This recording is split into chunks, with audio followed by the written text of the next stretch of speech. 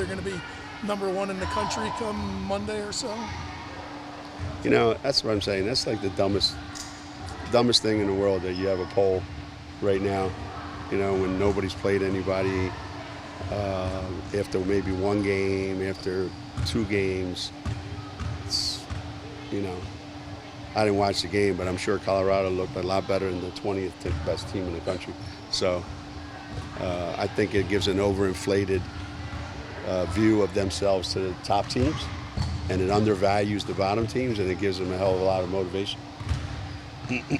So, however my players are, I don't know. Maybe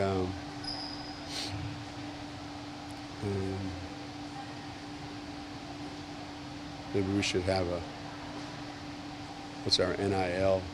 What's our preseason NIL? That seems to be all everybody wants to talk about. We're preseason #1 in NIL. It's probably more important than preseason #1 in basketball. What about practice over the last 2-3 days? Yeah.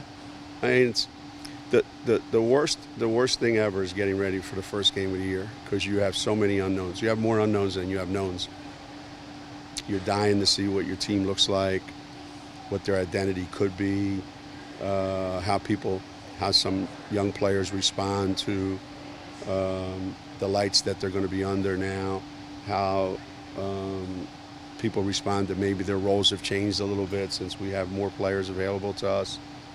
So the first game is always going in with a lot of unknowns, and then you come out of that game with a tremendous amount of information that helps you going into game. You actually feel better going into game 2 than you do going into game 1, and then game 3 more than game 2. So this is the most unsure you're going to be pretty much the whole season.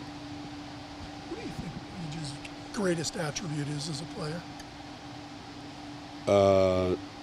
She's bright. She slows the game down so much that she sees things happen before they happen. And that's a trait that only the great players have. Because even if she had all those physical gifts that she has to be able to do what she does, if she didn't have that part, she wouldn't be nearly as successful as she has been. So that's what I would say. Minute restriction? I don't know. I'm going to play it by ear, you know. I do know that each game is going to get ramped up. It's just how fast do we want to ramp it up, you know.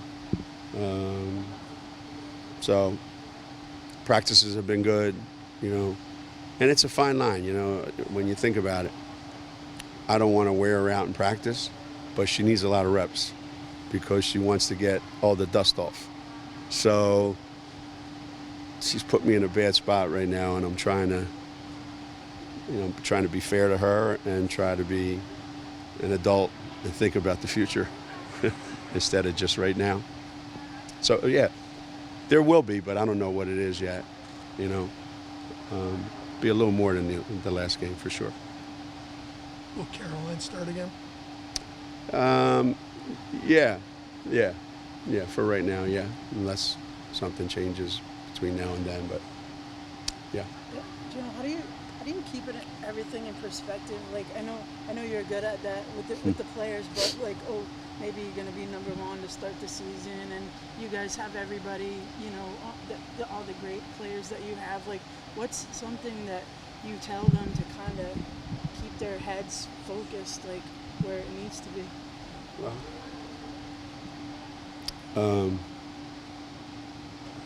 so far this season, being #1 is very, very fleeting, right? So all you have to do is just kind of pay attention, and you know. I should tell them the story of Caesar, you know, that when you think you're great, there's a guy that's with you all the time whispering in your ear, you know, you're not as good as you think you are. So calm down here. We haven't proved to anybody that we're the #1 team in the country. So I think they know that. I think there have been times, I think since they've been here, that we have been #1. I'm sure at some point, even though it may have been just for a little while, and they saw that it didn't last very long. So I think they'll be mature enough to realize what it is, As I said, nobody's proved anything yet at this point. Everybody else going to be available? Yana's just starting to do workouts, individual workouts. So we're hoping that we can get her into full-fledged practice soon. So she won't play tomorrow? No. Everyone else except Yana. I was thinking we were walking out for the national anthem yesterday or the other day, and I thought, damn, we're small, man, compared to like a lot of teams that we've had here or you see, we're small. And then I looked and I went, but if I put a uniform on Jenna and Yana, man, we look like a really, really good team. So, yeah. Be nice to have her back. Geno, what are your expectations for AZ this year? Is she her own worst enemy at times? I mean, we saw how good she can be last year, pre-injury. Well, I said before, she's a reluctant superstar. She's a reluctant superstar. I think she has all the qualities that star players have. She's good at every facet of the game. And she wants to be a great teammate. She wants to make sure that everything goes well. And, I want her to be super aggressive, and I want her to be a risk taker, and I want her to just put it all out there and, try to get 40 every night. Why not? So little by little it's working. She's been much, much more aggressive to this point this year than last year. She was super aggressive because she knew we didn't have Paige, and I just don't want her to back off of that now just because Paige is here. Can you talk about that a little bit more of when you have, right, where there's all this talk of Paige is coming back, so you want AZ to stay aggressive. How about Aaliyah and Nika and wanting them to still keep playing the way they kept this team playing last year with Paige? Yeah. I mean, the secret to having a championship type team is you have to have a lot of players playing at the top of their game just about every night. So that means Aaliyah has to have the kind of All-American season that she had last season. Doesn't matter that Paige is, she got some shots the other night that she didn't get last year because of Paige. So there's going to be more opportunities for her, and I want her to take advantage of those opportunities. So for Nika, Nika's big contributions to the team can be as much intangible as they are tangible. But now, because we have a lot more firepower on the floor, she just has to make sure that we get a great shot every time down the floor, and we have good possessions every time down the floor. She finds the right people, and just keeps getting better as a three-point shooter because there's going to be more opportunities to shoot it. I think putting Paige into the mix elevates whatever everybody did last year. It makes them 10, 20% better this year. Ideally, would you like Paige to lead the team in scoring, or would you rather have AZ lead the team in scoring? I don't care. It's never mattered to me.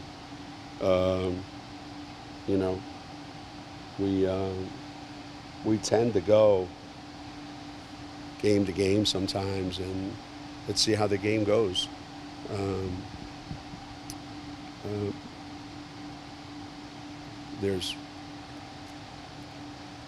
When we run our stuff, there's shots available for everybody. It's, are you comfortable enough, confident enough that when the ball's in your hands, you can make a play that you want to make that gets you a bucket?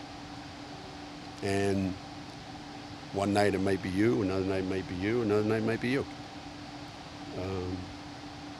I don't think it matters one way or another. If Paige wanted to lead the team in scoring, she would. If she wanted to lead the country in scoring, she would. But it's not where she is. You said Kiki was electric on Saturday. What do you want to see from her now that everything counts and the bright lights are going on and there's tougher competition? Well, you would hope that players like that, the harder it gets, the better they are, because if you're that kind of player, the competition should bring out even more of your stuff. So I want her to play like there's an unlimited amount of mistakes that she can make. Because when you're a freshman, if I try to coach every little thing, you're not going to do anything because you're going to be afraid to make a mistake. So whether it's her or Ashlyn or Ice or Q, just do your thing, man. And then let me worry about it later. Because the last thing we want is for you to think about, should I do this or should I do that? And that's the big thing with me, with my freshmen.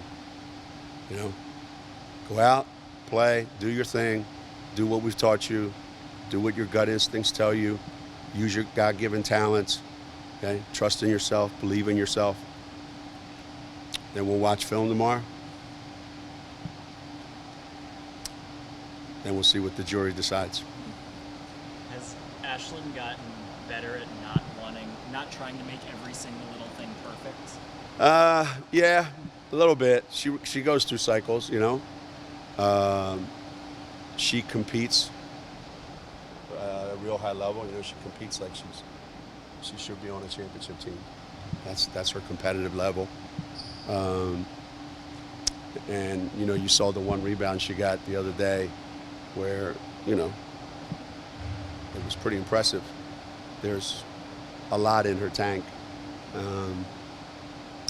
And, you know, it's an everyday, it's a progressive thing. You know, for people that have been like this for their entire lives, you don't just shake it right away. This desire to not be as good as you think you are, or as letting anybody down, or being less of what, you know, people thought you were, or you know, that's something that you either were born with or you carry with you, and little by little, you know, it'll get better. I don't know that her desire to be perfect will ever go away, you know, but I'm going to certainly help her with that. I mean, look at me. I don't care how things look. I don't care how anything is. I'm not looking for it to be perfect. Have you seen Tamika yet? No. I'll hear Tamika before I see her, so I'll know when she's in the building. No, I'll check in on her tomorrow, probably at shoot around. I don't know what they're doing tonight. I don't know what the team's doing tonight. Do you have like a go-to Tamika story that stands out to you?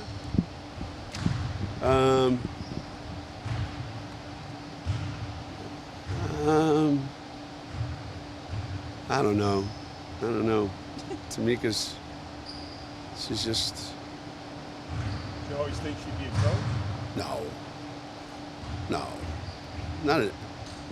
No chance. No chance. I mean, her people skills and her ability to, you know, probably impress recruits and motivate kids and, you know, try to get the best out of people and make people believe in her. I think that's all there. So she has the makings of a really, really good coach. But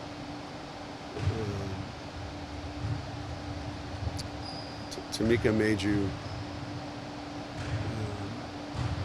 when Tamika played, she made you crazy. Crazy with her talent, what she could do, crazy the things that she did. Crazy at some of the places she would be on the court, which if you gave her 10 choices and only one of them was wrong, that's the one she picked. And then end up with a steal going the other way, you know? we never had to worry about missed shots because Tamika got every offensive rebound. It was great to watch her and Swin, beat each other up for who's going to rebound the ball. Yeah, she was a character, man. Non-stop. I mean, you gotta, I don't know how many of you guys were around, but you gotta put yourself on my bus, or on my plane, or in my locker room, and you're looking at a combination of Dee, Tamika, Swin, Maria Conlon. We had some, thank God Asia was there. Yeah. Thank God Sue and Asia were there. Bring some sense of order to the group. It was pretty wild. She said the high point of her career was when you guys lost her freshman year. Because she felt that was the launching point of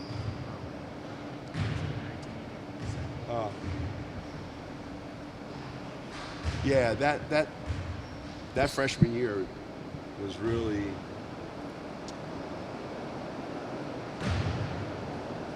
I was filled with a lot of what ifs. And I think they knew just how unbelievably good we were before Sue got hurt, and then how it ended. So I could see why she would think that. That was the high point of her career. I'm sure the low point was 2001 when we lost in the semifinals, because of some of the injury things that we had.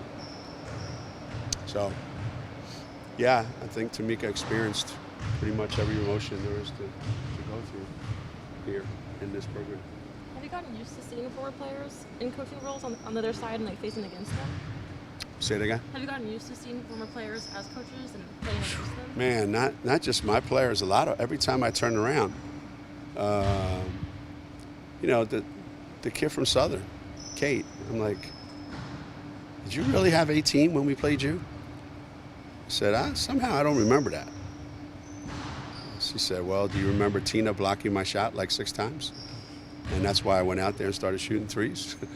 And so I told her when I walked over, I said, look, either you're too young or I'm too old to coach. I said, you're either too young to coach or I'm too old to coach. I said, this is not your normal situation here, but it's happening more and more. You look around the colleges, how many coaches are coaching that were former players that played against us,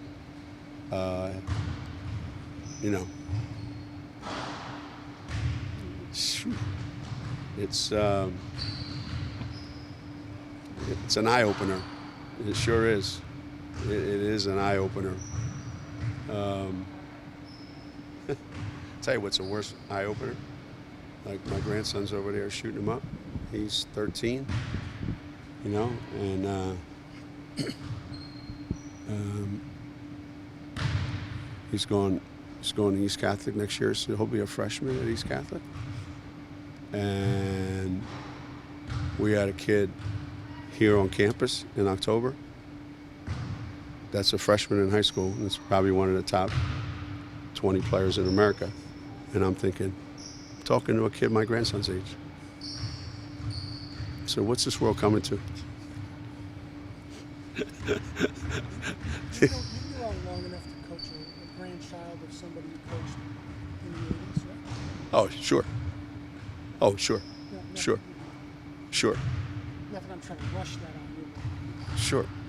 Just a friendly reminder. I mean, I'm coaching a kid of, a girl we played against at Georgetown, and Acey's mom, Katie, yeah, those people in the 80s, none of them played basketball yet. They either all have boys or they went to different sports, like Megan's kids now are old enough to go, her daughter's old enough to go to college. She's a lacrosse player. So she has a son who plays football at Endicott. So the right scenario hasn't come up yet, but when it does, Oh man, like I don't mind coaching people's kids, but come on, people's grandkids. Come on. Woo! I would need a Bill Self contract to do that. Man, oh man.